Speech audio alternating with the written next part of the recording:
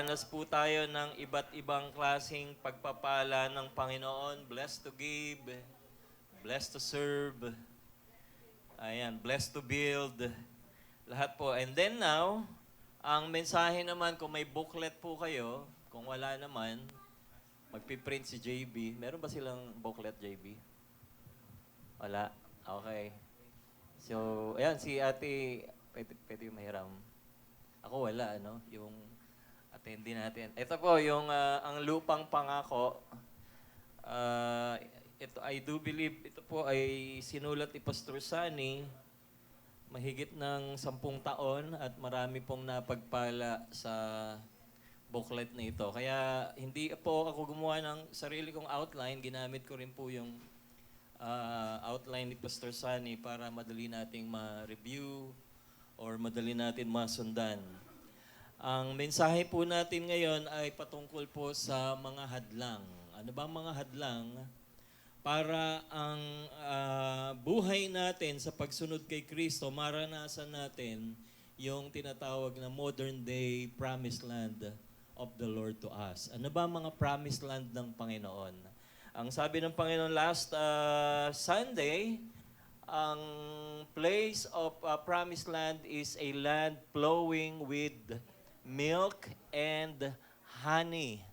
Kapag ka ang isang bansa ay punong-puno ng mga fresh milk, amen ba? Ibig sabihin, napakaraming mga baka. Tama? Ako, bumibili pa ako ng fresh milk. Selecta, kasi malasa, no? Nag-plug pa, no? Kasi yung iba parang hindi mo walang dating. Kaya nandun ako sa brand na yun. And every morning, especially at night, kapag hindi ako makatulog, dahil siguro kape sa umaga, kape tanghali, kape sa hapon, fresh milk naman sa gabi, totoo naman, nakakatulog ka talaga. Amen? Yung sterilized, na yun may halo na. Mas masarap yung puro. Pero medyo mahal. Pero kapag araw-araw at nakakaramdam tayo, nakakainom tayo ng fresh milk, nakakabili tayo, ibig sabihin, tayo ay nakakaranas ng kasaganaan. Amen ba? Lalo na yung mga buhay natin, kapag tayo ay nakakaranas din katulad ng Israel, to their place, ang lugar ng kanilang pinuntahan, modern day ngayon, pag-usapan natin ng konti ang Israel, ang month pala ngayong for a week, ang kanilang sineselebrate is a Feast of Sukkot. S-U-K-K-O-T. Okay? Feast of Sukkot. Na sa English ay Feast of Tabernacle. Feast of Indwelling of God. Ito yung month na kung saan ay inutos ng Panginoon, specifically sa Leviticus 23:33 to 34, ang sabi ng Panginoon, every year, lalabas kayo ng bahay at magtatayo kayo ng mga tent, para mga kubol o mga kubo na may mga nipa o kaya mga palm branches na kung saan pinapakita roon na sinamahan sila ng Diyos for 40 years. Kaya every year they are celebrating the Feast of Sukkot or a Feast of Tabernacle. Sa Tagalog ay piyesta ng pagsama ng Diyos sa mga tahanan ng Israel. Amen ba? Tayo, kailan natin sinicelebrate ang Feast of Sukkot? Every day is our Emmanuel, which means God is with us. And then a land flowing with milk, and second, a land flowing with honey. Magkano honey ngayon? Ha? Oo. 150, ganyan. Puro asukal pala yun, ano? Ang daya. Kaya may nabibili ako, 75 pesos. Siguro, ayun yung iniinom ko ngayon with lemonade. Last Friday, Thursday, Hindi ko alam kung nahawa ko kay Pastor Arnold, nagkalat ng trangkaso, nasagip ko ron. Sabi ko, Lord, ako ba'y makakapag-preach ngayong Sunday? Sabi ni Sister Evelyn, ano lang yan, lemonade and honey. Yun nga, simula nung prayer meeting, di ako makapag-salita. Lemonade, o yung bumili akong lemonade dyan sa daily, and then may honey. Ayan yung aking binabanatan, no? Araw-araw, gabi-gabi, hanggang kaninang umaga, sabi ko, uy, praise God. Pwede na akong mag-preach. Amen ba? Mukha ba akong may sipon? Wala naman, ano? Hindi na halata. Amen ba? Ayan yung honey, no? Power din ng honey. Nakakatulong po yan para yung mga virus natin sa katawan, mawala, imbis na sugar, no? Honey. Pagka maraming honey, ibig sabihin, yung land, yung bansa ay maunlad. Amen ba? Ang bansang maunlad. Last week, or I think, kailan ba tayo nagpunta ako ng Iloilo. Sad to say, yung aking kapatid, pangalawa sa panganay na lalaki ay pumanaw. So, September 30 yata yun. And alam naman natin, nung August naman, pumanaw naman yung aking biyanan, yung mother ni Sister Evelyn. Hindi pa nga nakakaraos sa mga gastusin, sa pananalapi, sa emosyon. Ito na naman ang bagyo ng grieving, sorrow. Pagdating ko po pumunta po ako ng Iloilo, nag-file ako ng bereavement leave, 3 days, Wednesday, Thursday, Friday. At buti na lang si Lan David ay nag-volunteer. Dahil nakakalungkot, no, na mawalan ka rin ng kapatid at the age of 65. Sabi ko, sana ng mga time na nagkaroon siya ng pagkakataon may encounter si Lord, ay tinanggap niya. Sabi ni Sister Evelyn, si Lord ang nakakaalam sa buhay ng tao. And I do believe, ang pinanghahawakan ko, ang sabi ng Panginoon, as for me and my house, we will serve the Lord. And then ang promise ng Lord, if you believe on the Lord Jesus Christ, you will be saved and your household. Amen ba? So pinanghahawakan ko, and I do believe God has saved also my brother and has given the Lord gave him a chance to accept the Lord. And then yung mga week na yon talagang nakakalungkot. At ito na naman, yung mga bulsa, no? Yung bulsa mo talaga mabubutas.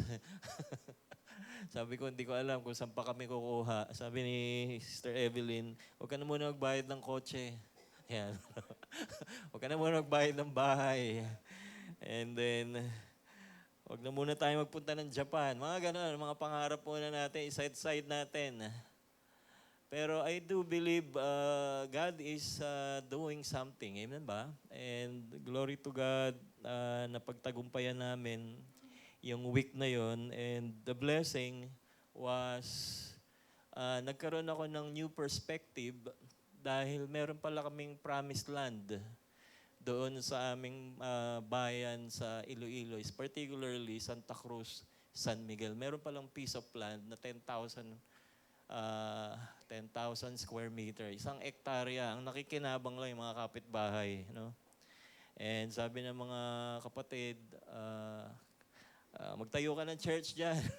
Madali magsalita. No? Magtayo ka ng, hindi ko alam. Ano? So, pagka binibigyan ka ng Lord, halimbawa, malawak na lupain, katulad ng Israel ngayon, kapag ito hindi mo kinukultivate, anong gagawin ng Panginoon? Ibibigay sa iba. Tandaan niyo ang Israel, 70 years sila ay tinuro ni Sister Evelyn, ano? 70 years silang exile sa land of Iraq, sa Babylon, time ni King Nebuchadnezzar. Tama ba? Ano po ang nangyari? 70 years dahil every 7 years, dapat ang lupa ng Israel hindi nila kinukultivate. Dapat pinagpapahinga nila. In other words, masyado nilang ina-abuse ang lupa ng promised land. And then sabi ng Panginoon, dahil hindi nyo sinusunod ang aking mga utos, 70 years hindi nyo papakinabangan ang lupa na yan. Kaya exile sila 70 years and then bumalik sila ngayon sa promised land. Ngayon, they are celebrating yung Feast of Sukkot, no? Feast of Tabernacle. And let's continue to pray for Israel dahil this is the very first time in the history sa Middle East nagkaroon ng tinatawag na peacemaker sa pamagitan ni Donald Trump na magkakaroon na ngayon ng peace, mawawala na ang gera at yung Hamas na terrorist ay nagkaroon ng peace deal with Israel, and I do believe the next phase ay magkakaroon po ng demilitarized zone sa Gaza. Ang Gaza is owned by Judah. Amen? Yung lote na yon ay allotment ng Judah. Kaya ang sabi ng Panginoon, yung mga lupa ng Israel hindi dapat kinukuha. I do believe may wisdom si Donald Trump. Hindi yun ibibigay sa Palestine, hindi yun bibigay sa Egypt or sa Lebanon. Ito po ay mananatili sa lugar na yan. Dahil yan ay land or allotment kay Judah, particularly sa clan ni David. Ang ating Panginoon is through Judah as well. Amen ba? Kaya ngayon, magkakaroon ng peace, and let's pray for the next 72 hours, marirelease daw yung mga hostages. Around 20 plus pa yata yung buhay. Yung 20 ay wala na. Pero ang maganda ron ay pwede na tayong punta na Israel. Wala nang gera. Amen ba? Yun nga lang, maghanda kayo ng pamasahe. Ano? Dahil ang pamasahe ay hindi libre. Pero yung pamasyal sa bansang Israel, pag ikot-ikot natin doon, walang visa. Wala tayong visa. Dahil sa Asia o sa time ng May 14, 1948, yun yung second time na bumalik ang Israel sa kanilang bayang Israel. Nung time, ng panahon ni Nehemiah ba yun? Di ba? Yung tinuro ni Sister Evelyn. 70 years bumalik sila. And then after 2,000 years, panahon ni Jesus, sinabi niya sa templong ito ay mawawasak, walang batong magkapatong. Yun nangyari po yun nung 70 AD. And then ngayon, after 20 years, bumalik ang mga Israel sa kanilang bayan. And I do believe sa prayer natin, pray for the peace of Jerusalem. Ngayon po, amen ba? Wala nang gera. I do believe hindi na matutuloy po ang mga gawa ng mga terrorists sa bansang Israel because we on the last day, on the last time. At ang sabi ng Panginoon, sa pagkakataon na magkaroon ng kapayapaan sa Israel, magkaroon ng kapayapaan sa buong mundo, that's the time nandun na ang rapture. Tandaan natin yan. Kaya pagka may gusot pa rin yan sa Israel, hindi pa darating ang Panginoon. Pero pag may peace sa Israel, I do believe the time is near. Amen ba? Praise the Lord. Sige po, palakpakan po natin ang Panginoon. Glory to God. Ano nga ba yung mga hadlang natin sa makamit yung tinatawag na promised land? Ang mga hadlang. Una, dito po sa outline, katigasan ng puso. And then, sumunod, pagmamalaki, pag-aalinlangan at pagsamba sa Diyos-Diyosan. Sino po ang matigas ang puso? Last week, tinuro po sa atin ni Pastor Sunny ang lupang pangako. Tama ba? Tinuro sa atin ni Pastor Sunny ang lupang pangako. Ano yung una na itinuro sa atin last Sunday? Na ang Diyos ay hindi natutulog, naririnig niya ang daing ng kanyang mga anak. Ngayon naman, sa lupang pangako naman, magko-concentrate na tayo naman sa mga hadlang or hindrances for them to conquer or be able to reach yung tawag ng Panginoon na promised land. Next week, yung message naman natin sa mga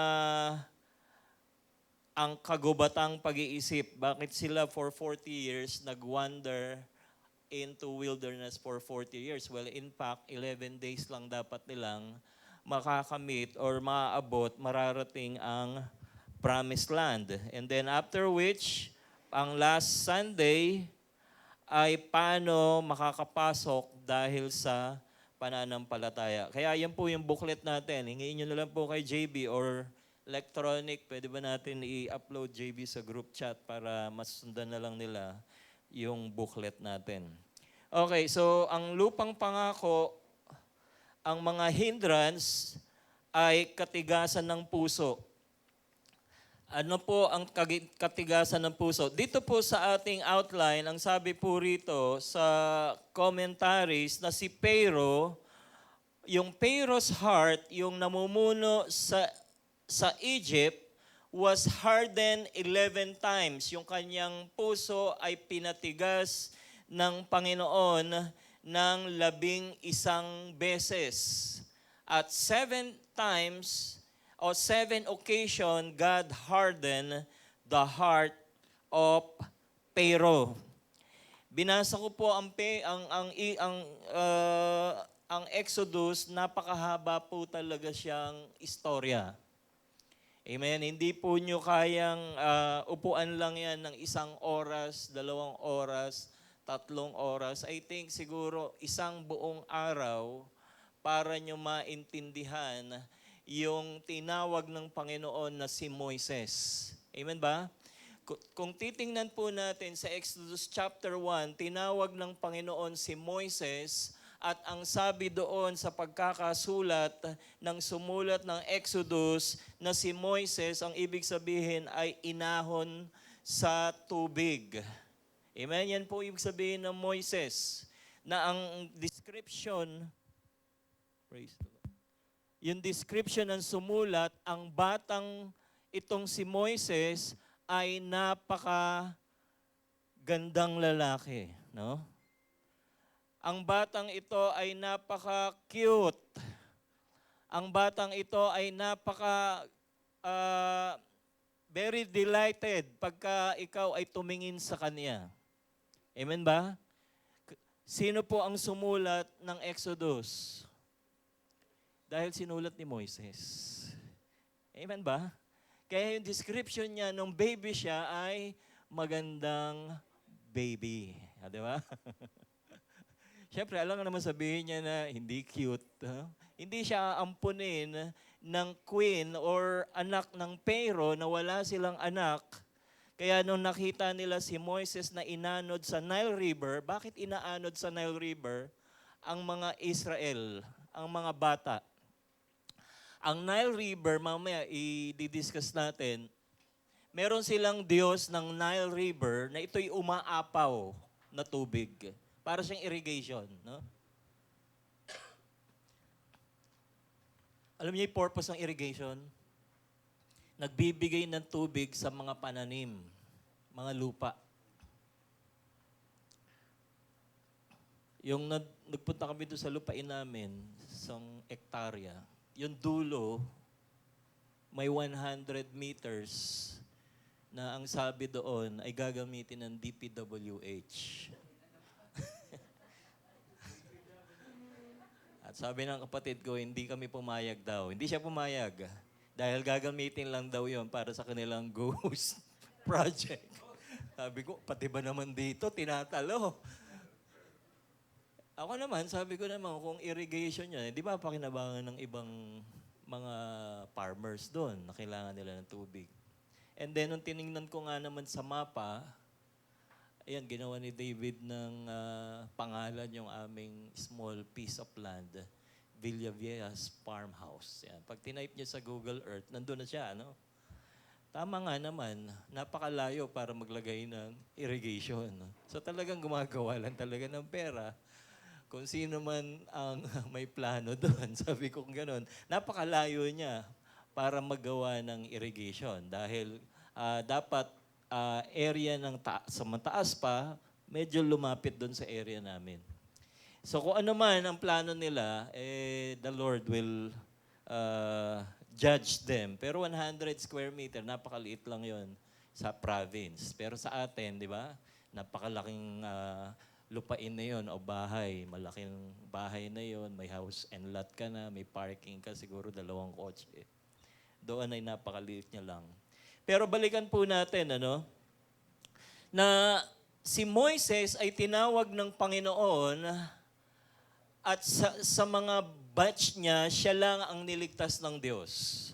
After 40 years, ay si Moises tinry niyang iligtas ang kanyang bayang Israel. Pero nabigo siya. Pinatay niya ang Egyptian soldier at ito po ay hinukay niya sa buhangin pero may nakakita at nung sumunod na araw, ang sabi doon si Moises naman pinipigilan niya yung 2 kababayan niyang Israelita na nag-aaway. At ang sabi niya, ganun din ba ang gagawin mo? Papatayin mo rin ba kami? At nalaman po yun, nag-chismis, umabot sa Pharaoh, kaya siya po ay na-exile sa Midian. Amen ba? Nasusunod yung storya. Sa Midian, kung aaralin natin, nasa ng Midian? Nasa bansang Saudi Arabia. Kung pupunta tayo sa Midian, nandoon po yung Mount Sinai, nandun po yung bato na kung saan ay hinampas ni Moises at umagos yung tubig sa Midian. At nandun po yung lugar na kung saan nandun yung kanyang biyanan. For 40 years, exile si Moises at doon po siya tumanda na. Amen ba?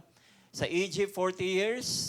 Sa Midian, modern day Saudi Arabia, another 40 years. Ilan taon na si Moises? 80. At sa Midian, nakita ni Moises yung burning bush. Isang halaman lamang po yun na nag-aapoy pero hindi natutupok at nagkaroon sila ng encounter with God. Doon po sinabi ng Panginoon, I am who I am. Nagkaroon ng encounter. Amen ba? Sa Genesis chapter 3. Kaya dito po, makikita po natin na tinawag ng Panginoon si Moises at ipinabalik siya sa Egypt. Ilan taon si Moises? 80 years old si Moises, mga kapatid. May asawa si Moises at dinala niya yung kanyang mga anak sa Egypt. Eto na po. Nagkaroon ng encounter si Moises at si Pharaoh. At ang sabi ng Panginoon kay Pharaoh, na sabihin mo itong kay Pharaoh, Moises, sa pamamagitan mo, ikaw ang aking mouthpiece. Amen ba? Ang sabi ng Panginoon, Moises, ikaw ang aking magiging tagapagsalita. Alam po ninyo, kapag tayo ay tinawag ng Panginoon, katulad ni Moises, sa Exodus chapter 4, verse 16, ang sabi ng Panginoon, basahin ko, wala yan po sa outline, si Aaron ang magsasalita sa mga tao para sa inyo. Turuan mo si Aaron ng mga sasabihin niya na parang ikaw ang Diyos. Amen ba? Kapag ka po tayo sumusunod sa Panginoon, we are discipling a preacher. Sabihin mo, you are discipling a preacher. Kapag ka may dinidisciple po tayo, para tayong si Moises. Sino dinidisciple natin? Si Aaron. Amen? Si Aaron, yung ating dinidisciple. Kahit maliit yan, gusgusin yan, one day he will become a powerful preacher. Amen? Hindi ko alam kung sino yung nag-disciple sa akin. Amen ba? Pero may part si Pastor Sunny, si Pastor June, at ang mga kasama natin sa Murphy. Sila yung nag-disciple sa akin. Sila yung, they are discipling a preacher. Amen ba? Ngayon may dinidisciple naman ako kayo. And one day, you will become a great preacher. Amen ba? Hindi lang dyan sa Murphy, hindi lang sa Cubao, hindi lang dito sa Quezon City. You will be preaching God's message all over the world. Amen ba? Palakpakan po natin ang Panginoon. Glory to God. Kaya Kapag ka tayo ay nagdi-disciple, sabi mo sa katabi mo, you are discipling a preacher. Yan po ang sinabi ng Panginoon. Sinabi ng Diyos kay Moises, Exodus chapter 4, verse 16, si Aaron ang magsasalita sa mga tao. Turuan mo si Aaron ng mga sasabihin niya na parang ikaw ang Diyos. Amen ba? Pero wag natin naangkinin na parang ikaw nga ang Diyos dahil hindi diablo lang yun, di ba?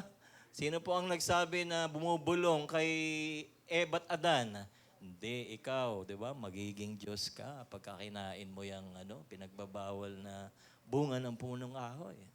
The same tactics of the devil, Matthew chapter 4, verse 4. Si Jesus, binubulungan ulit ng diablo. Magiging Diyos ka, sanbahin mo lang ako. Baliktad, Hindi mo na kailangan ipako ang sarili mo. Yan po. You shall be your spokesman for the people. Amen ba? Tayo yung nagsasalita. Dahil may nagturo sa atin. And He Himself shall be as a mouth for you, and you shall be to Him as God. Hindi sinabi ng Panginoon magiging Diyos ka. Para kang Diyos. We represent the Lord. Amen ba? Kapag ka nagdi-disciple po tayo, kahit isa lang yan, you represent God.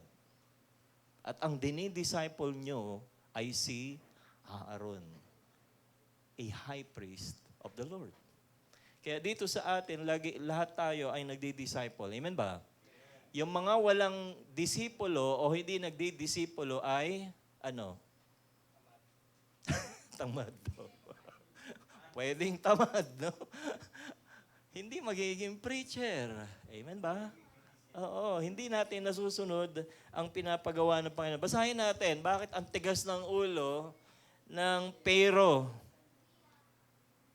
Okay, sa mga katigasan ng ulo, ano yung mga karakter para hadlangan nila na makamit nila yung tinatawag na freedom from spiritual bondage o hadlang sa kalayaan. Una, ito po ay pagmamalaki. Basahin natin yung verse, ang kapalalo ay humahantong sa pagkawasak at ang pagmataas na isipan ay ibabagsak. Pangalawa na hadlang ay pag-aalinlangan o doubt. Basahin natin yung verse. Mga kapatid, mag-ingat kayo na walang sino man sa inyo ang may pusong masama at walang pananampalataya na naglalayo sa buhay ng Diyos. Pangatlo ay pagsamba sa Diyos-Diyosan or idolatry. Basahin natin yung verse, kaya't magsalita ka sa kanila at sabihin mo sa kanila, ganito ang sabi ng Panginoong Diyos, sino mang tao sa sambahayan ni Israel na may kanyang mga Diyos-Diyosan sa kanyang puso at naglalagay ng katitusuran ng kanyang kasamaan sa kanyang harapan at gayon may lumalapit sa propeta, akong Panginoon ay sasagot sa kanya dahil sa karamihan ng kanyang mga Diyos-Diyosan. Ezekiel 14, verse 4. Ito pong tatlo na yung hardness of heart na pinatitigas ang puso dahil sa pride, doubt, and idolatry. Pride, doubt, and idolatry. Yung pride, mga kapatid, mamaya dadaanan natin yung pero na ang sabi ron 11 times na ang pero ay nakipag-usap si Moises sa kanya para palayain ang Israel. Background, paano po napunta ang Israel sa Egypt? Na-idea kayo? Dahil kanino? Sa kapitbahay natin. Ha? Yun. Dahil kay Joseph. Amen ba? Oo, ibig sabihin, nagre-review, no? Thank you, no? Bigyan ng jacket yan, no? Si Joseph ay ibinenta ng kaniyang mga kapatid sa Egyptian. Amen ba? Magkano ang benta kay Joseph? 20 pieces of silver. Dahil si Joseph ay paboritong anak ni Jacob, si Israel. Pinagsilosan at ang sabi ng mga kapatid, binomonitor tayo, magsusumbong na naman yan sa airpot natin. Tudasin na natin. Ang forma-forma, nakasuot pa ng parang hari-harian sa atin. Di ba? Parang ganon. Anong nangyari kay Joseph? Binugbog ng mga kapatid, hinulog sa balon, at naawa si Reuben. Sabi niya, ibenta na lang natin yung kapatid natin. And the rest is history. Ano nangyari kay Joseph? Napadpad sa bansang Egypt. For 13 years, nakulong pa dahil sa pagkakasalang rape daw. Pero kung tutusin, ayaw niyang patulan yung asawa ni Potiphar. Ano yung lessons natin doon? Kapag ka may tukso, tinatakbuhan. Arabi. Hindi ko alam kung sino nagturo sa inyo, no? Patawarin yung pastor mo, no? Pag tukso ay tinatakbuhan. Pero kapag kautangan ay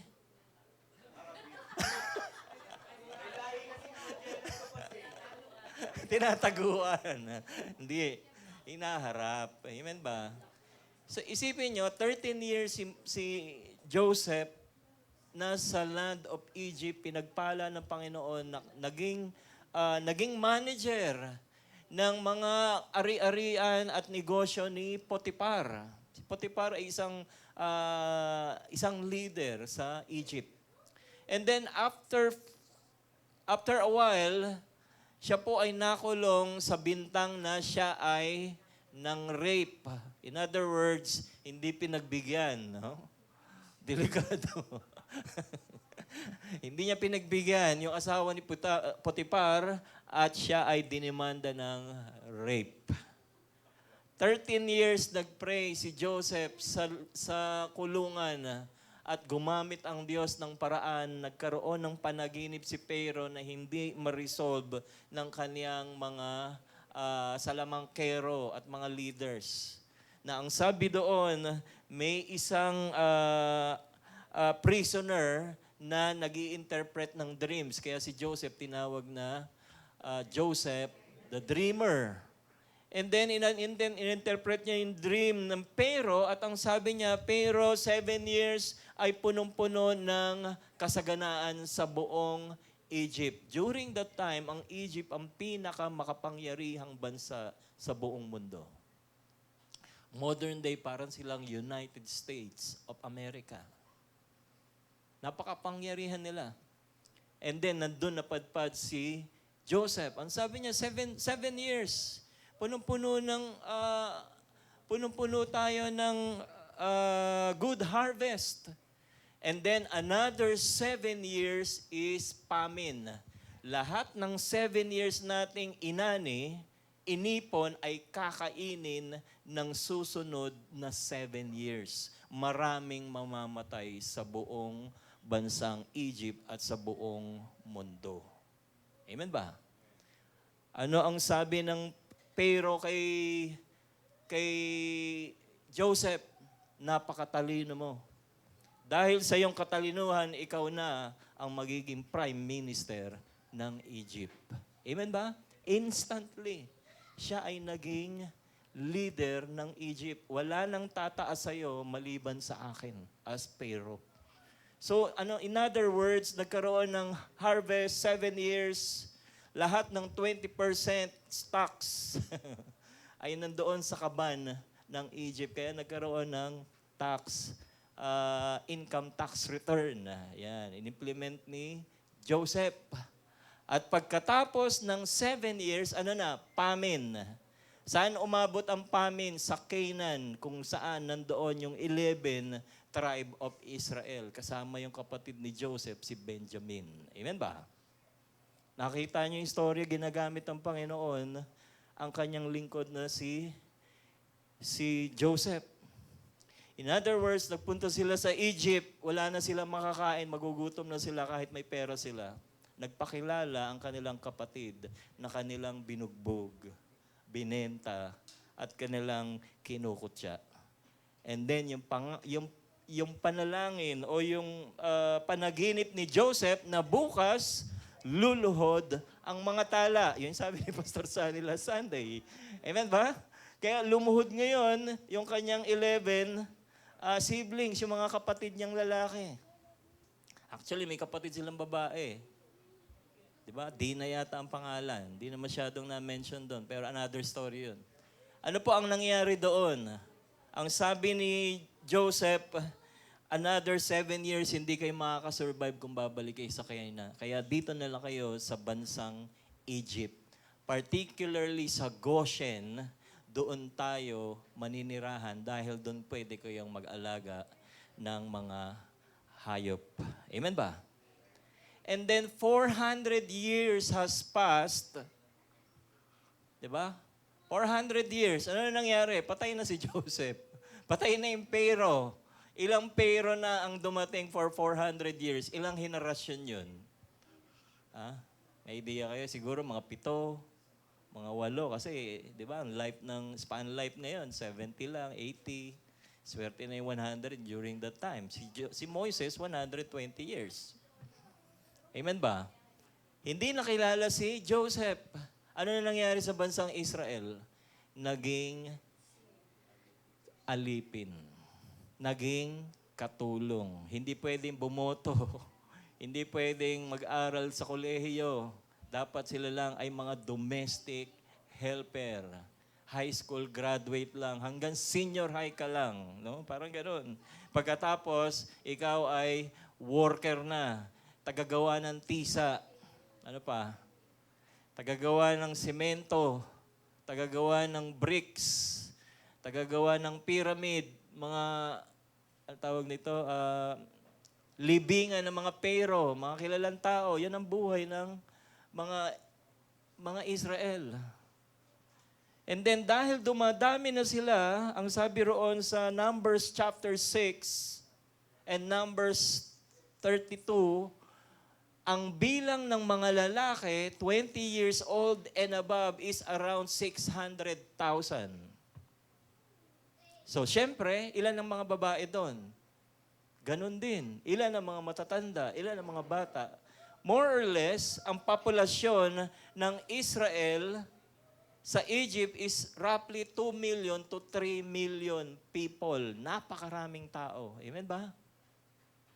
At ang Egypt, napakakonti. Mabilis dumami ang mga Israelites kaysa sa mga Egyptian.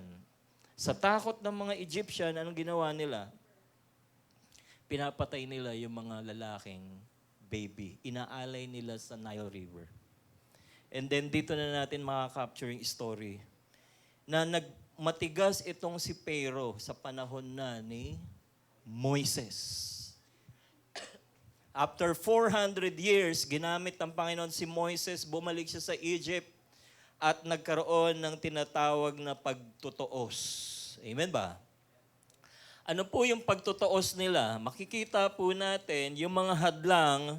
Pharaoh's heart was hardened 11 times and at 7 occasions God hardened the heart of Pharaoh.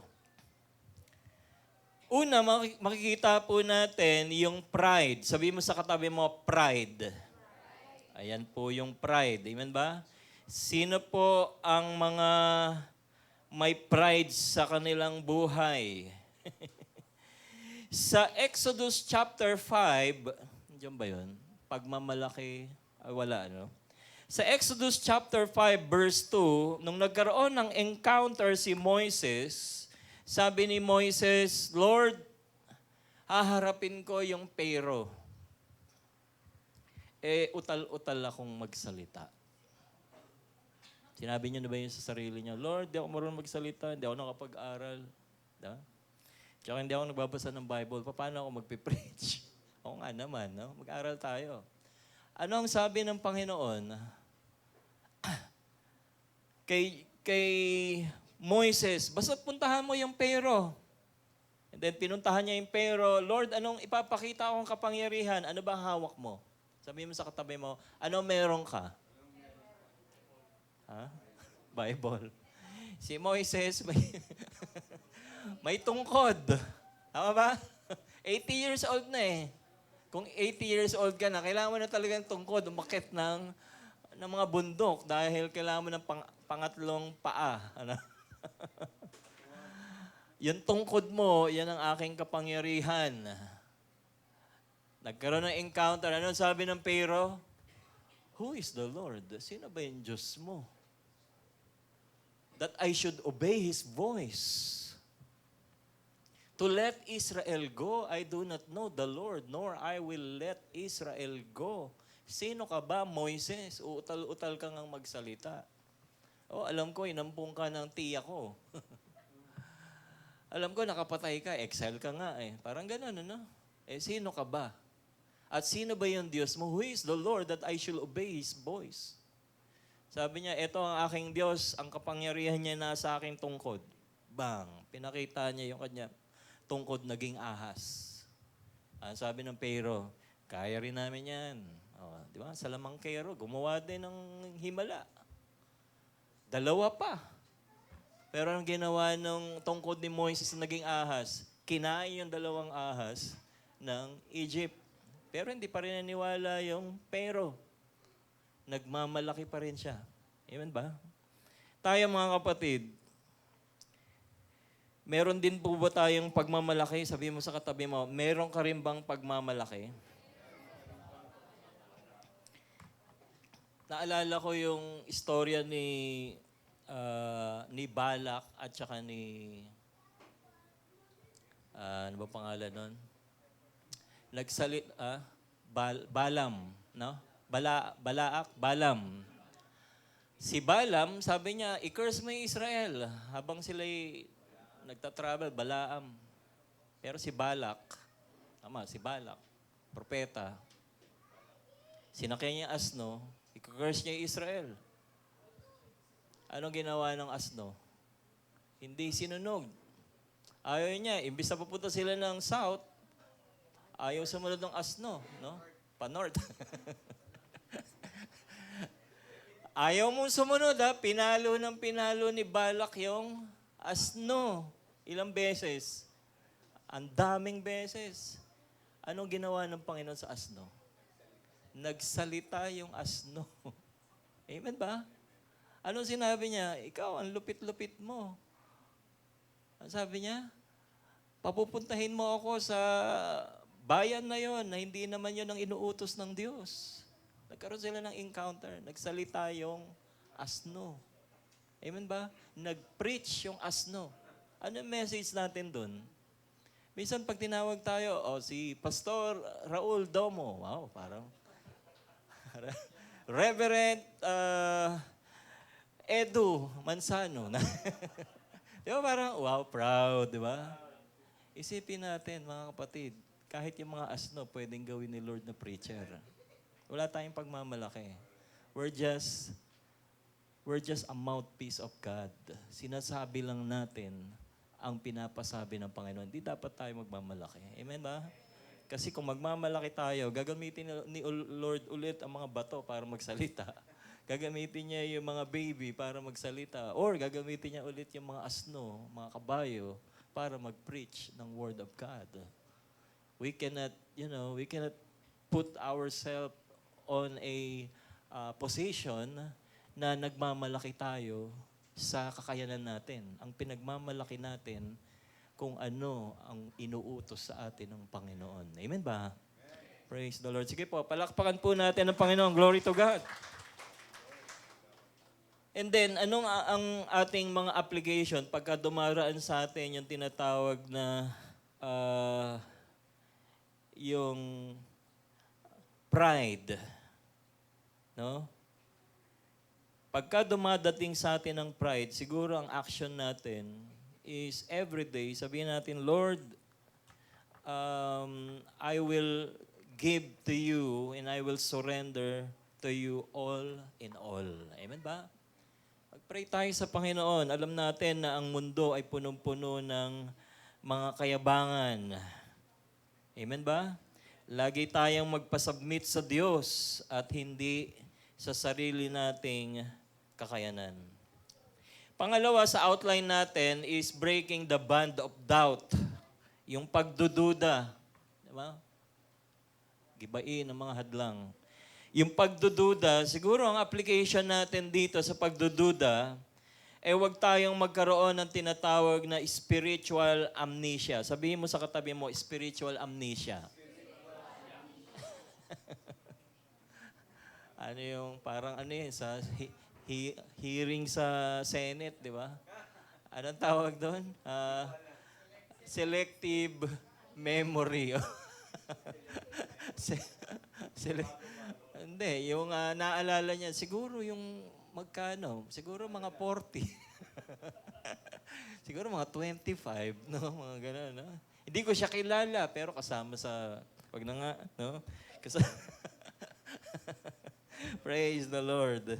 Hindi natin pwedeng i-edit ang mga video o mga evidences, no? Sabi nga nila, yung mga resibo.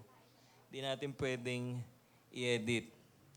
Yung spiritual amnesia, mga kapatid, siguro ang maganda roon, ang mga Israelites, i-pass forward natin, although ituturo to next Sunday, ang ituturo sa next Sunday is kagubatang kaisipan. Paglabas nila sa promised land, dahil sa mga ginawa ng Panginoon, paglabas nila ng promised land, sabi ng Panginoon, pumunta kayo sa Israel, sa promised land, and then dumaan kayo doon sa tinatawag na Canaan. Nagpadala ang Panginoon through sa pamagitan ni Moises, 12 spies, yung 10 ay nagpadala ng wrong report or doubt or unbelief, walang pananampalataya, pag-aalinlangan. Ano ang sabi nila? Maganda yung lupa, a land flowing with milk and honey. Pero, yan, parang may pero, di ba? Ito nga, yung mga ubas, ang lalaki. Ayan. Papatunay na mayaman ang Canaan, mayaman ang Israel. Pero, matatangkad ang mga nakatira doon, yung mga anak. Mga higanti sila. At tayo, para lang tayong mga tipaklong. Gano'ng kaliit ang tipaklong? Grasshopper, no? Pag nakakita kayo ng tipaklong, tumalon sa inyo, anong gagawin nyo? Siguro yung iba tatakwa, tipaklong! Mga Israel, takot sa tipaklong. Dahil ang tingin nila sa sarili nila, tipaklong. Amen? Sabihin mo sa katabi mo, huwag kang utak tipaklong. Kaya hindi sila nakarating ng promised land. Nagalit ang Panginoon sa kanila. And then every day, for 40 years, dahil sa katigasan ng puso nila, si Caleb lang at saka si Joshua, ang nagsabing, lusubin natin, kayang-kaya ng Panginoon yan. Amen ba? Dahil kapag ang tao, hindi nila nakikita ang Diyos, sino nakikita nila? Yung kaaway. Amen ba? Pag ang kaaway nakikita mo, marami sila. Makapangyarihan sila, may resources sila, hindi mo sila kaya, mga higanti sila. Ang isip mo, ikaw ay tipaklong. Amen ba? Pero kapag ang tingin mo, meron kang Diyos na napakalaki, ano ang nangyayari sa mga higante? Mas lumiliit sila dahil napalaki ng ating Diyos na sinasamba. Amen ba? Praise the Lord. Ang inyong mga pangangailangan ay napakaliit lang. Amen ba? Ang Diyos natin napakayaman, mayaman pa sa BSP, Bangko Sentral ng Pilipinas. Mayaman pa kay Solomon ang ating Diyos. Huwag tayong magdududa. Huwag nating isipin na tayo'y tipaklong. Isipin natin tayo'y higante sa harapan ng Diyos. Amen? Glory to God. Praise the Lord. Every day, hindi sila nakarating ng promised land. At yung iba ay pinakain ng Diyos sa mga ahas, tinuklaw ng ahas, nangamatay. Ang sabi ng Panginoon, they will not enter my rest. Starting at 20 years old above, lahat ng 20 anyos, ibig sabihin sa time ng Old Testament, 20 years old is a year of accountability na. No? May accountability ng isang tao kapag ka siya ay 20 anyos na. Kaya lahat ng 20 anyos pataas, hindi makakarating ng promised land. 40 years, paikot-ikot lang sila sa wilderness. Kung nasaan yung cloud or Shekinah cloud of glory, Shekinah, sa gabi mainit. Tama. Sa gabi ay fire. Dahil malamig subukan niya, punta ng Middle East, no? Si Brother Louie, malamig talaga sa Middle East. Kaya merong heater na fire, Shekinah, at night. Pag sa umaga naman, napaka-init. Talagang sunog, no? Sunog ka talaga, pati buhok mo masusunog. Tanong niya si Brother Louie, sigurado. Di ba? Masusunog ka talaga. Buti na lang, wala ako sa Saudi, may konti pa. Oo, di ba? And then, pagdating sa araw, yung Shekinah nagiging cloud. Cloud of glory para sila ay liliman ng araw. Every day. At every day, merong provision ang Diyos. Ano yung binibigay ng Diyos sa kanila araw-araw? Mana.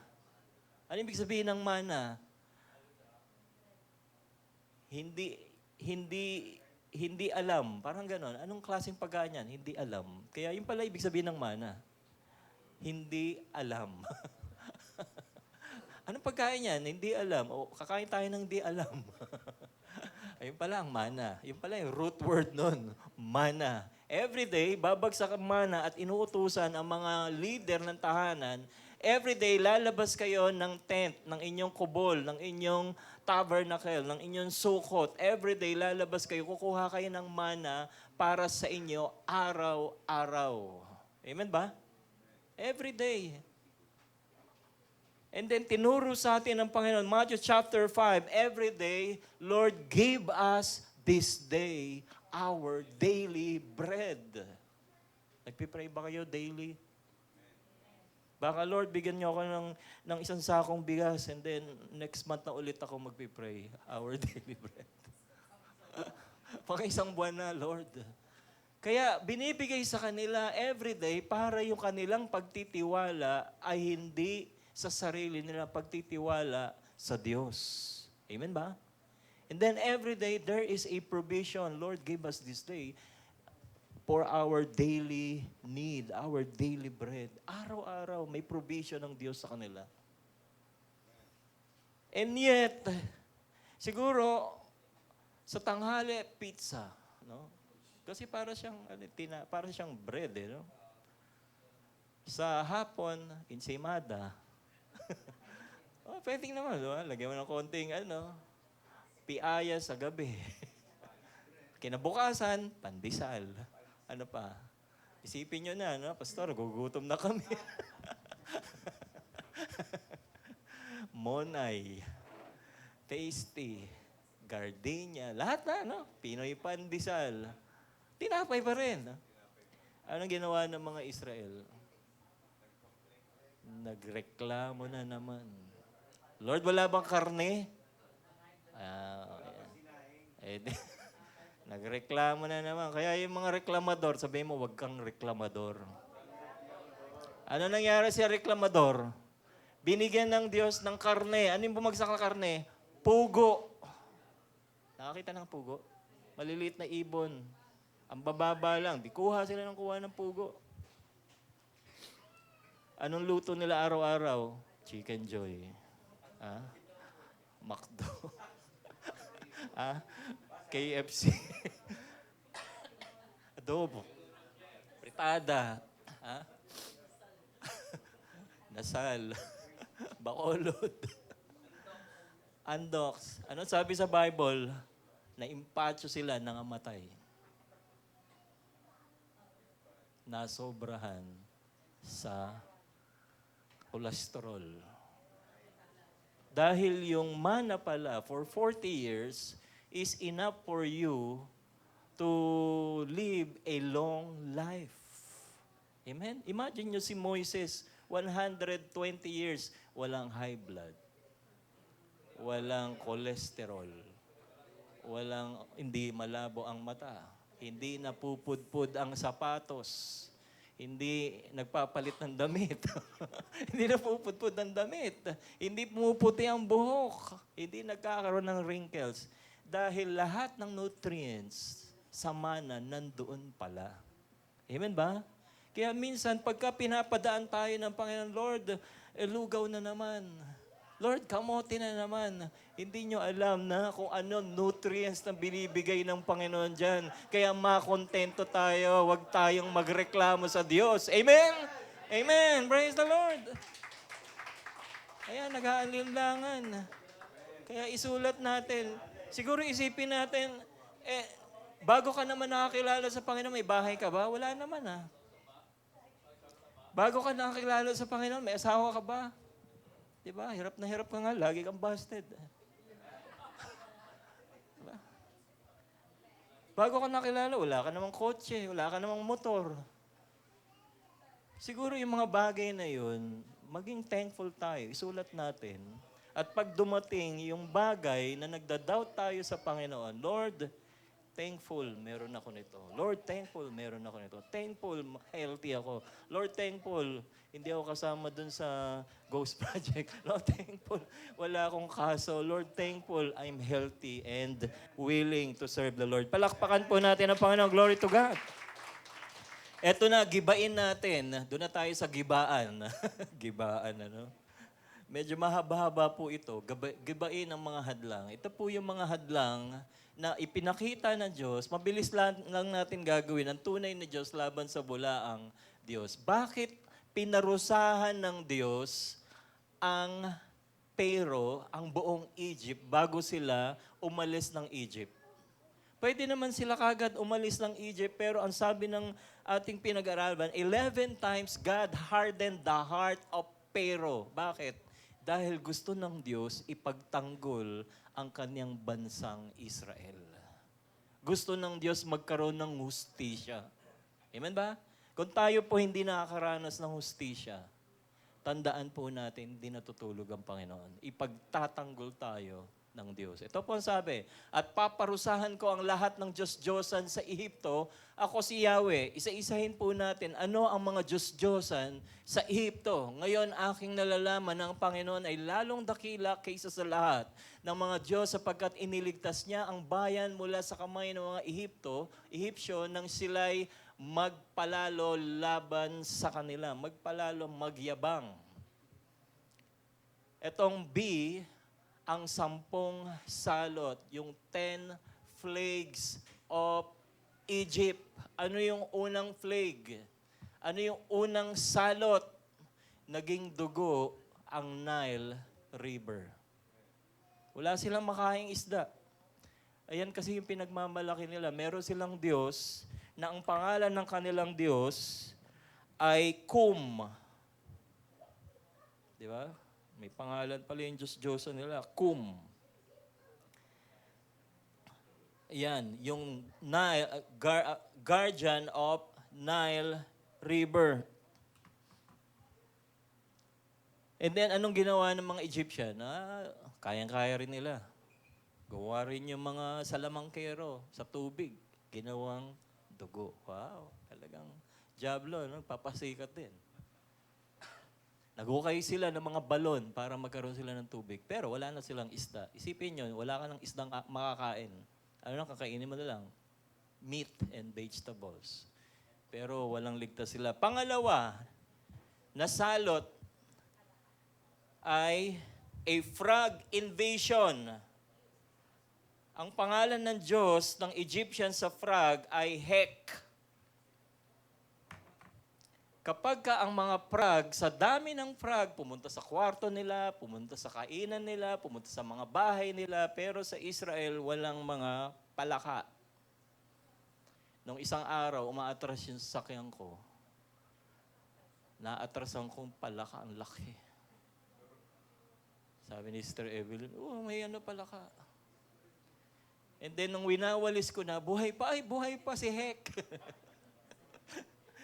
Buti na lang, buhay pa. Kasi ang hirap Pero magtapo ng palaka. Isipin nyo, isa lang yun. Pinag-uusapan natin is milyong-milyong palaka sa Egypt. At hindi nila pwedeng patayin dahil Diyos nila ay palaka. Amen ba? Isipin mo, Diyos nila palaka. Anong gagawin nila? Ay, palakang Diyos. Pwede umalis ka muna. Pwede, doon ka na lang. Di ba? Oo, di ba? Mga Diyos-Diyosan nila yun eh. Pinaparada pa nila yun eh. Para mga imahin nila, di ba? Palaka. Di nila mapatay. Oo. Ano ginawa ng Panginoon? Diyos nyo pala yung palaka. O sige, bibigyan ko yung napakaraming palaka. Pangatlo, kuto. Diyos ng Egypt ay Seb. Seb. Earth God. Check. Napatayin na ako. Isang oras na ba? Isang oras na ba? 5 pa lang. Okay, may 30 minutes pa. Ikatlong salot ay mga niknik. Sa Tagalog, sa English ay lice. Kuto. Di ba? Nasubukan niyo magkakuto? Nakita ko, hagdanan, no? Nagkukutuhan, di ba? Nakita niya, nagkukutuhan na parang sarap, ang ganda tingnan, no? Hagdanan, tik, tik, tik. Yung mga nung araw, di ba? Yung nagkukutuhan. Oo. Pero ito, yung kuto nito, parang buhangin. Talagang sa dami ng kuto, parang nasa Boracay ka. So, black sand. Kinakatin na yung iba. So, pinapakita lang natin yung Diyos natin ng Israel ay ipinagtanggol. Amen? Pinaghiganti ang Israel laban sa kalupitan ng mga Egyptians or ng Pharaoh. Pang-apat, ayaw na nila ng kuto. Langaw. Langaw dito, langaw doon. Sa bahay nga, pag may isang langaw, di na kami pakali. No? Lahat na ng kakainin mo, gaganon-ganon ka na. Bukan nyo yun. Diba? Mga bangaw. Hindi lang langaw, bangaw yan, mga kapatid. At Diyos nila yan. Si Hakok. Hindi, Hatkok. Parang TikTok, no? Hatkok, Parang Hapcook, Hatkok, wife of Osiris. Panglima, namatay yung mga hayop, cattle disease. Walang ligtas. Yung baka, yung asno, kalabaw, mga tupa, kambing, chicken, mga manok, pati mga buwaya, nangamatay. Ewan ko lang, nag-aalaga sila ng mga buwaya, no? Tindi, no? Umamatay na yung mga ugaling buwaya. Amen ba? Mga ugaling buhaya mamatay na sa bansang Pilipinas. Huwag yung tao. Kailangan maligtas muna yung tao. Pang-anim, pigsa. Pati yung mga salamangkero, sabi nila, umamin na sila, boss, hindi na namin kaya. Pati kami pinigsa na. Pati nga kami pigsa, hindi namin palayas. Saka ayaw namin gumawa ng pigsa. Sobra na kami. Pinagtanggol sila ng Panginoon. Pero ang Israelites, makinis sa mga balat. Diba? Parang si Lokray. Makinis. Parang si Jairi. Pampito. Hail with fire. Tindi, mga ulang yelo, pagbagsak, may apoy. Sa Revelation, mga kapatid, na-mention ito, mangyayari ito, and then 1/4 of the population of the earth, I think 1/3, mamamatay, babagsakan ng isang yelo, sinlaki ng isang bloke ng yelo. Nasubukan nyo na maghila ng isang blokeng yelo, 50 kilos. Palengke, magkano yun? Eto, hindi nyo na kailangan kasi babagsak na. Hindi na kailangan ng Lazada, no? Shopee. Diretso na sa bubong nyo. Pag nasa labas ka, pirat. Maraming namatay. Namatay yung mga lumabas, yung di naniniwala. Pinagtanggol sila ng Diyos. Pangwalo, locust. Oh. Yung mga nakatakas na hindi binagsakan ng yelo, yung mga pananim, lahat ng puno nila, lahat ng halaman, inubos ng locust.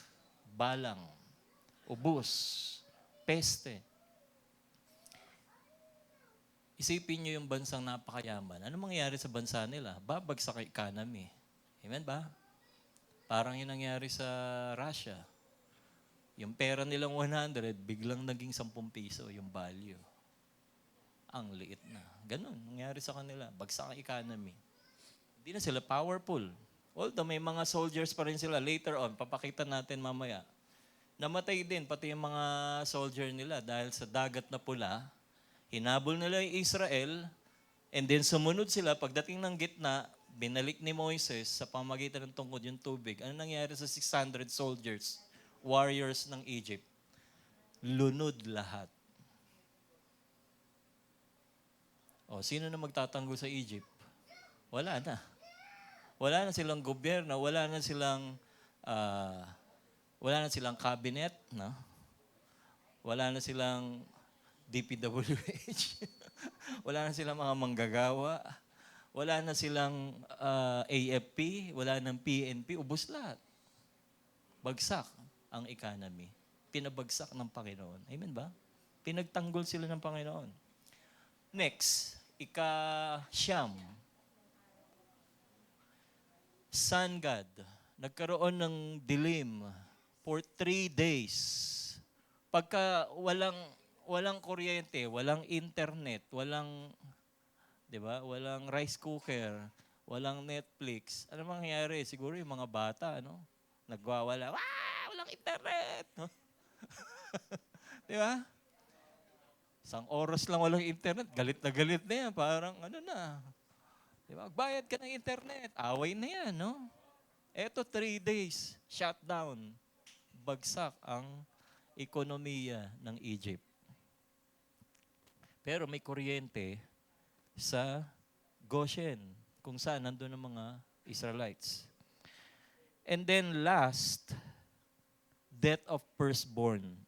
Ito na yung tinatawag na Passover. Sabihin mo sa katabi mo, Passover. Makikita natin yan sa sa Exodus chapter 12. Specifically, inutos ng Panginoon on the first day of each month, on the day of a month of Nisan, parang January sa kanila, pero sa atin, Holy Week yun.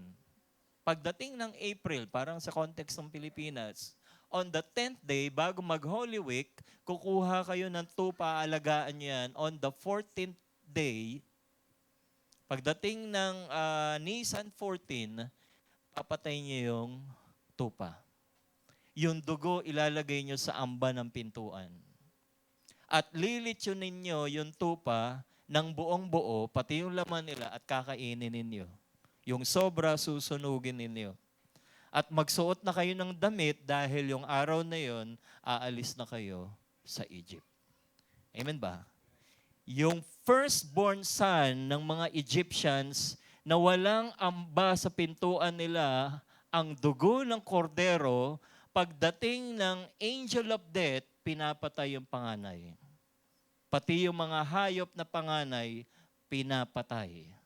Pero kung mga Israelites, meron silang blood of the lamb sa mga amba ng pintuan, yung doorpost. Pag dumadating sa kanilang bahay, yung angel of death will pass over. Amen ba? Naiintindihan niyo ibig sabihin ng Passover? Lumalagpas ang anghel kapag nakita nila ang dugo ng kordero. Sa atin, mga kapatid, sa present day, kapag ang kamalasan dumarating sa bansang Pilipinas, makikita ang kordero ng Diyos na nasa inyo, ang dugo ng kordero, lalagpasan kayo ng kamalasan. Amen? Hindi dadaan sa atin ang angel of death. Why? Because the blood of Jesus is covering us. We will overcome the world by the blood of the Lamb and by the word of our testimony. Amen? Palakpakan po natin ang Panginoon. Glory to God. Makikita natin yung mga baby sa Nile River na pinatay nitong si Pharaoh. Si Moises lang nakasurvive. Pinagtanggol sila ng Diyos. Lahat ng panganay ni Egypt ay pinatay ng Panginoon. Pinagtanggol sila ng Panginoon. Amen ba? At ipinakita ng Diyos na mas makapangyarihan ang Diyos sa kanilang Diyos-Diyosan. At hindi pa yon. Pagdating doon sa Red Sea, pagdating sa Red Sea, kanina binasa ko, pinanood ko yung YouTube, nandun pala yung mga istorya na yun. Magkakasama yan, yung Agaba, wala yung picture dito.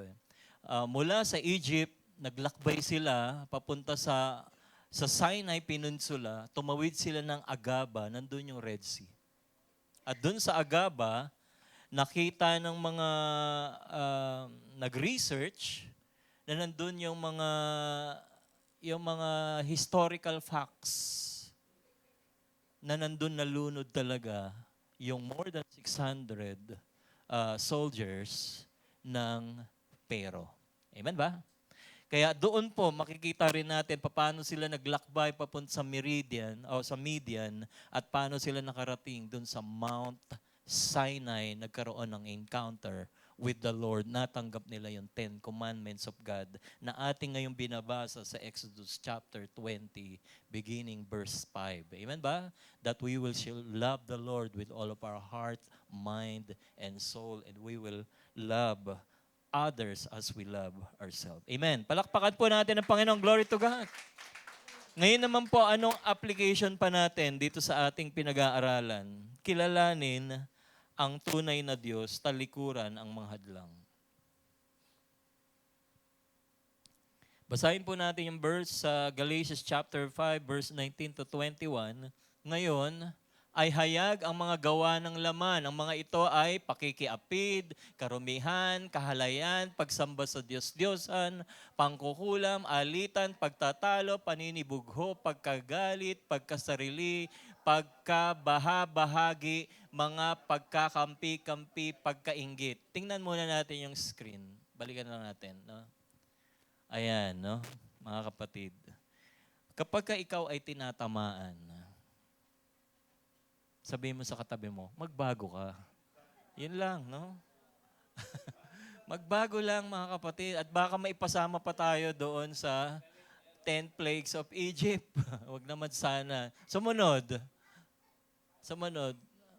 Ayan. Paglalasing, kahalayawan at ang mga katulad nito, binabalaan ko kayo gaya ng aking pagbabala noong una sa inyo na ang mga gumagawa ng gayon, ang mga bagay ay hindi magmamana ng kaharian ng Diyos. Last, mga kapatid, mamuhay kayo sa pagsunod sa tunay na Diyos. Basahin natin yung verse. Kaya nga, dahil dito ay hinirang ng Diyos ang minamahal. Dapat kayong maging mabait, mapagpakumbaba, mahunahon, mapagpasensya kayo sa isa't isa, magpatawad kayo. Kung may hinanakit kayo, kanino man, magpatawad kayo, gaya ng pagpapatawad sa inyo ng Panginoon. At higit sa lahat, magmahalan kayo sapagkat ang pag-ibig ay buklod ng ganap ng pagkakaisa. Kaloob ni Kristo sapagkat iyan ang dahilan kung bakit kayo tinawag sa isang katawan. Magpasalamat kayong lagi ang salita ni Kristo. Hayaan ninyong lubusang manatili sa inyong puso. Turuan ninyo at paalalahanan ng isa't isa ng may buong karunungan, buong puso kayong umawit ng mga salmo, mga himno, at mga awiting espiritual ng may pagpapasalamat sa Diyos. Purihin ang Panginoon. Amen? Kaya dito po mga kapatid, na ang mga hadlang na ating natutunan, recap ko lang, 3 bagay. Una ay wag po tayong katulad ng Pharaoh, nagkaroon siya ng, although ginamit siya ng Panginoon at sabing gano'n ng Panginoon, for 11 times God has hardened his heart, yung pride, doubt, and idolatry. Pag dumadaan sa atin ang pride, mga kapatid, isipin natin yung asno. Gagamitin ng Panginoon mga asno para mag-preach kapag tayo may pride. Gagamitin ng Panginoon ang mga hindi kilala para tayo ay pahiyain. Or the other way, papahiyain ng Panginoon ang mga mayayabang. Para hindi tayo magmayabang sa Panginoon, ano po ang gagawin natin? Yung doubt and idolatry, kailangan po nating tanggalin sa ating mga puso. Amen? Tanggalin din natin yung tinatawag na magkaroon tayo instead ay humility. Lagay natin ang Panginoon, sabi ng Panginoon sa Philippians chapter 2, hinubad ni Kristo ang pagiging Diyos at namuhay ng alipin. Namuhay siya ng masunurin hanggang sa kamatayan sa krus. Kung ang Panginoon naging masunurin, ganun din po tayo na magkaroon tayo ng humility rather than choosing proud heart. Yung idolatry naman, mga kapatid, pag dumarating sa atin, yung spiritual idolatry or yung sometimes amnesia, no? Spiritual memory, ano pong gagawin natin? Yung mga promises ni Lord, ibalik po natin. Maganda, nagkakaroon tayo ng journal. Pinagpala ako ng Panginoon ng month na to. Pinagpala ako ng Panginoon ng month na to. Kaya nga, katulad ng sinabi ko, hindi ko alam kung saan namin kinuha ni David yung aming nakasurvive kami. Siguro ginastos namin mga around 40,000 doon sa wake ng aking brother. Nagpunta kami sumakay pa kami ng eroplano. And araw-araw kinakain namin, ano yun, bok choy. 65 pesos lang, mura, no? Mabubuhay ka pa. Wala pang 100, busog ka na. Oh, ganun ang mga pagkain doon, bok choy, lomi. Pero kasi hindi mo mabibili yun dito. Doon lang yung mga special food. At kung nandito kayo ng Friday, ayan, nagluto kami ng lomi.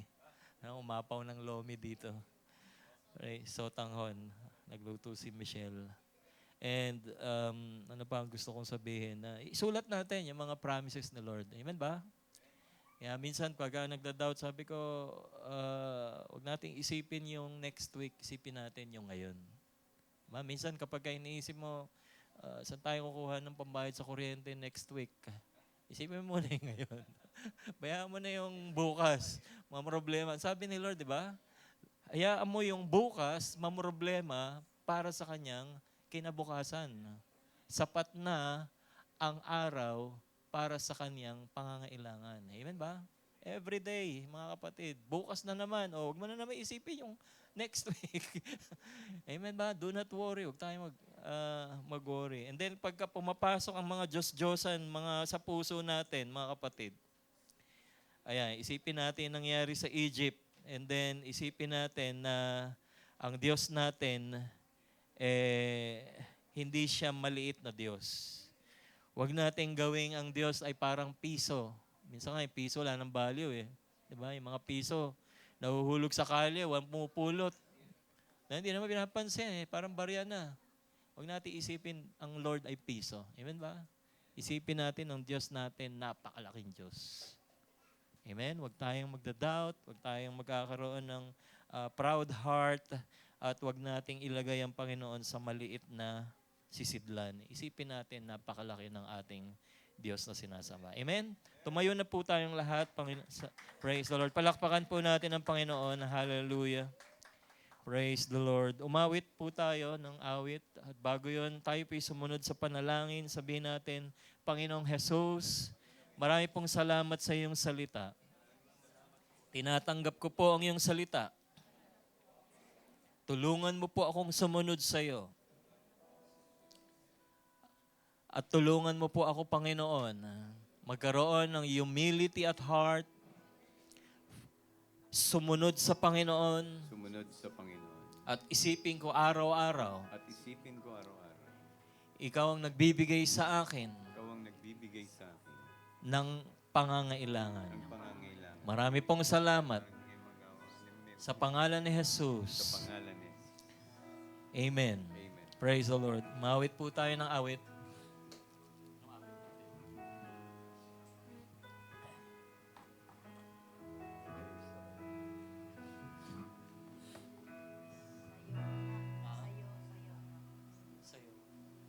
Praise God. Hallelujah. Let's worship the Lord. Hallelujah. Praise God. Thank you, Jesus.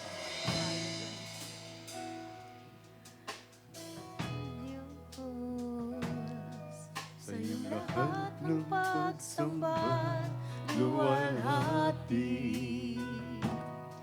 Maging ang pinakamainam kong awit ay aawitin sa iyo, O Diyos. Ang aking isipan ay pagarian mo, At sa aking puso ay hindi na maglaho, tanging pag-ibig sa iyo. Ano pa bang maihahandog ko liban sa buhay kong nanggaling sa iyo? Kung ano man sa sandali ika'y tangan, at mga bagay na tinuring kong yaman, ito'y di pa rin sapat sa alay na nararapat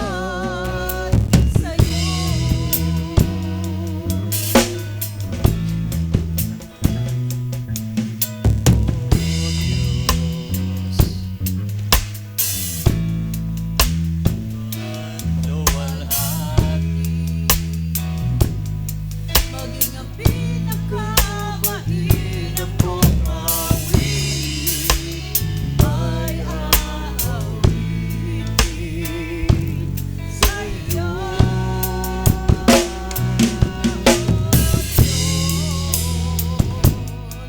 ang aking isipan ay pagharian mo, at sa aking puso ay hindi na maglaho, tanging pag-ibig sa iyo. Ano pa bang maihandog ko liban sa buhay kong nanggaling sa iyo? Kung ano man sa sandali ito'y tangan, at mga bagay na tinuring kong yaman, ito'y hindi pa rin sapat sa alay na nararapat. ito'y hindi pa rin sapat. pa rin sapat sa alay na nararapat. Ito'y hindi pa rin sapat sa alay na nararapat sa'yo. Hallelujah, Jesus. Lord, dalangin ko, Panginoon, sa aking mga kapatid, kung sino man sa amin dumaranas, Panginoon, ng pagsubok, na minsan, Panginoon, katulad ni Moises, punong-puno ng suliranin, punong-puno ng hamon ng buhay. Panginoon, kung dumating man ang mga pagsubok sa bawat isa sa amin, tulungan mo kaming mapagtagumpayan ang lahat ng ito. Manatili kami, O Diyos, na nagtitiwala. Manatili kami, Panginoon, na may humility at heart, may pagpapakumbaba, nananampalataya sa Diyos, may pusong with a repentant heart, obedience to God. Tanggalin mo, Panginoon, ang mga balakid sa aming tagumpay. Tanggalin mo, Panginoon, balakid sa aming puso upang kami patuloy na manampalataya sa Diyos at magamit mo kami. Katulad ni Moises, gamitin mo kaming mouthpiece of God. Gamitin mo kung anong meron sa amin upang maipakita namin ang Diyos ay makapangyarihan sa mga Diyos-Diyosan.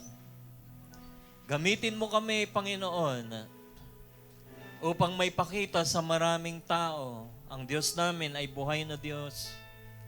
Hindi mahirap ang aming Diyos, mayaman sa lahat ng bagay. At kaming lahat makakaranas ng kayamanan ng sanlibutan. Katulad ng mga inutos mo sa mga Israelita, they plundered the Egyptians. Humingi sila, Panginoon, ng mga alahas, damit, kagamitan, pangangailangan sa kanilang paglalakbay upang sambahin ang Diyos. They have plundered the Egyptians. I pray the wealth of this world, Lord, maging ang kayamanan ng sanlibutan, dalhin mo sa iyong mga lingkod. Sa pangalan ni Jesus. Lord, they will be like a magnet. Hinahabol ng mga pagpapala. And I declare surely, goodness, mercy will follow you. Surely goodness, mercy will chase you every day. Every day you will be chased by His goodness, by His kindness, by His mercy, by His overflowing blessing. Thank you, Father God. We have overcome the world because you have overcome it already in Jesus' name. At kung sino man sa amin na may sakit karamdaman, I declare our God, Jehovah Rapha, the Lord who heals. In Jesus' name, Lord. Be healed from the top of your head down to the soles of your feet. Be healed in Jesus' name.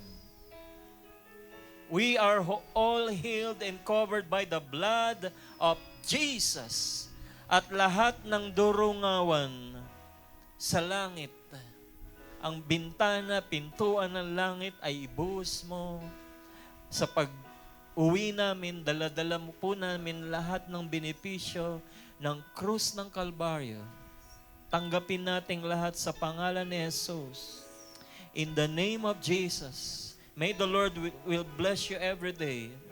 May the Lord will keep you every day. May the Lord shine His face upon you. And the Lord lift up His countenance on you. May the Lord give you His peace.